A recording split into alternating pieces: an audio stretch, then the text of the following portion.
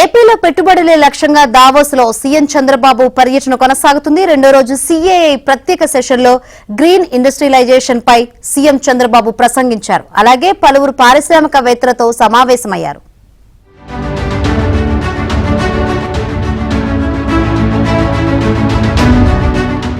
Davos పర్యటనలో చంద్రబాబు అనేక మంది పారిశ్రామికవేత్తలతో భేటీ అవుతున్నారు. ఏపీలో పెట్టుబడులు పెట్టేందుకు ముందుకు రావాలని, ప్రభుత్వ పరంగా తమ సహకారం అందిస్తామని భరోసా ఇచ్చారు. దావోస్ లో జరుగుతున్న వరల్డ్ ఎకనామిక్ ఫోరం రెండో రోజు భారత పరిశ్రమల సమాఖ్య సిఐఐ ప్రత్యేక సెషన్లో గ్రీన్ ఇండస్ట్రియలైజేషన్ పై ముఖ్యమంత్రి ప్రసంగించారు. ప్రస్తుతం దేశానికి సరైన సమయంలో సరైన వ్యక్తి నరేంద్ర మోదీ ప్రధానిగా ఉన్నారన్నారు. నాడు తాను తెచ్చిన సంస్కరణలతో 2.5 దశాబ్దాల్లో హైదరాబాద్ అభివృద్ధి చెందిందని, గ్రూప్ ఆఫ్ కాన్సెప్ట్ రూపొందించడంలో ట్రాక్ రికార్డు ఉందని, హైదరాబాద్ కూడా ఒక గ్రూప్ ఆఫ్ కాన్సెప్ట్ నగరం అయిందని అన్నారు. దేశంలో నివాసయోగ్యానికి హైదరాబాద్ అత్యంత అనువైన ప్రాంతంగా తీర్చిదిద్దామని అన్నారు. ఫార్మా, ఐటీ, ఫైనాన్స్, క్రీడలు, ఆసుపత్రులు ఇలా అన్ని రంగాల్లోనూ అభివృద్ధి సాధించిందన్నారు. As a policy maker, I had a very good experience on power energy sector itself. In India, late 90s, we had a power cuts, serious shortage of power. It is for agriculture, domestic and industry. Even because of shortage of power and power cuts, we shut down industries. At that time, all politicians in India are afraid to take bold reforms. First time in India, power sector reforms I initiated in 1999. That is the first revolutionary changes in energy sector. GDP వృద్ధి రేట్లో భారతదేశం అగ్రగామిగా ఉందని, ఇదే స్థాయిలో వృద్ధి నమోదు చేస్తామనే నమ్మకం ఉందన్నారు సీఎం చంద్రబాబు. 2028 నుంచి భారత యుగం ప్రారంభమవుతుందన్నారు. భారతదేశాన్ని ప్రపంచంలో సూపర్ పవర్ గా చేసేందుకే వికసిత భారత్ 2047 ప్రణాళికల్ని ప్రధాని నరేంద్ర మోదీ అమలు చేస్తున్నారన్నారు. స్వర్ణాంధ్ర 2047 విజన్ రోడ్ మ్యాప్ లో భాగంగా రాష్ట్రంలో అమలు చేస్తున్న 10 మార్గదర్శక సూత్రాన్ని ముఖ్యమంత్రి వివరించారు. కాస్ట్ ఆప్టిమైజేషన్, పర్యావరణ సమతుల్యతపై దృష్టి పెట్టి గ్లోబల్ గ్రీన్ హైడ్రోజన్ ఫ్యూయల్ మార్కెట్లలో ఆంధ్రప్రదేశ్ ను అగ్రగామిగా చేస్తున్నామని, కాకినాడ వంటి పటిష్టమైన ఓడరేవుల ద్వారా ప్రపంచానికి గ్రీన్ ఎనర్జీ ఉత్పత్తుల్ని ఎగుమతి చేయడానికి సిద్ధంగా ఉన్నామని చెప్పారు. స్వర్ణాంధ్ర 2047 విజన్ రూపకల్పనలో Tata sons chairman N Chandrasekaran మార్గనిర్దేశాన్ని మర్చిపోలేమన్నారు.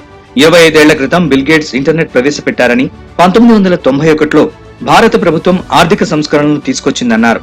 ఈ రెండింటినీ అవకాశంగా తీసుకుని మేము రెండో దశ సంస్కరణలను తీసుకురావడంతో మంచి ఫలితాలు వచ్చాయని చంద్రబాబు చెప్పారు. Bill gates invented internet. 91 India started economic reforms, introduced economic reforms. From then onwards, I want to take advantage of it. I started in Andhra Pradesh second generation reforms.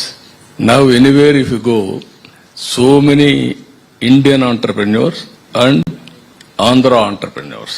India is having one advantage, biggest advantage. First mover in technology, demographic dividend as a windfall gain, entrepreneur skills on their blood. Every person if you see, they are doing extremely well. And also, third one if you see, most acceptable community globally. I can proudly say, Indians are doing extremely well by serving the global community as on today. It will continue even for future. నాయకత్వ వికాసాన్ని పెంపొందించడానికి Switzerland కు చెందిన IMD business school, జీఎల్సీ మధ్య అవగాహన కుదిరిందన్నారు. సంక్లిష్ట సమస్యల్ని పరిష్కరించడానికి, దైనందిన జీవితాన్ని మెరుగుపరచడానికి ఏఐ, రియల్ టైం డేటా వంటి సాంకేతిక పరిజ్ఞానాన్ని ఉపయోగించాల్సిన అవసరాన్ని చంద్రబాబు వివరించారు. P4 మోడల్ ద్వారా ప్రభుత్వ, ప్రైవేట్, పబ్లిక్ భాగస్వామ్యాన్ని ఇటు పాలనలోనూ తీసుకొచ్చామని చెప్పారు. హరిత పారిశ్రామికీకరణ, డీప్ టెక్ ఇన్నోవేషన్, సమ్మిళిత నాయకత్వంపై దృష్టి సారించామని చెప్పారు. రాష్ట్రాన్ని గ్రీన్ ఎనర్జీ, గ్రీన్ హైడ్రోజన్ కు గ్లోబల్ హబ్ గా మార్చడానికి కృషి చేస్తున్నట్లు చంద్రబాబు చెప్పారు.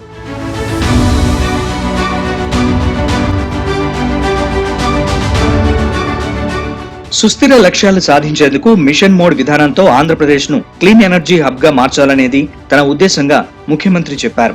2030 నాటికి 500 మెగావాట్ల పునరుత్పాదక విద్యుత్ను, 500 మిలియన్ మెట్రిక్ టన్నుల గ్రీన్ ఎనర్జీని ఉత్పత్తి చేయడానికి ఇంధన రంగంలో $115 బిలియన్ భారీ పెట్టుబడులను ఆకర్షించామని, ఇది జాతీయ లక్ష్యంలో 30% చెప్పారు.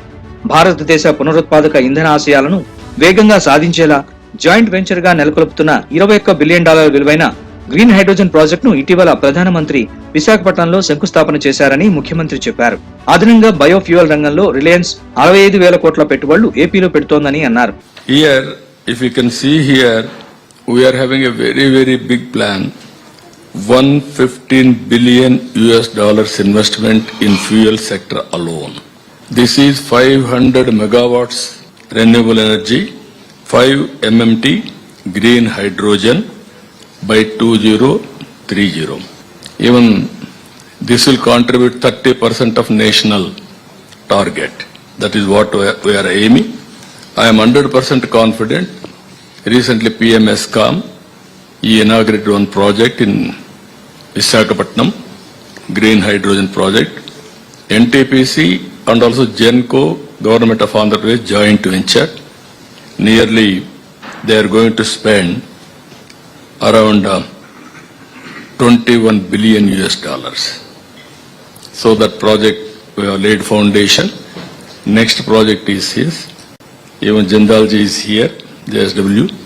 We are very happy. We are working with him. And Reliance also biofuel. They are investing 65,000 crores.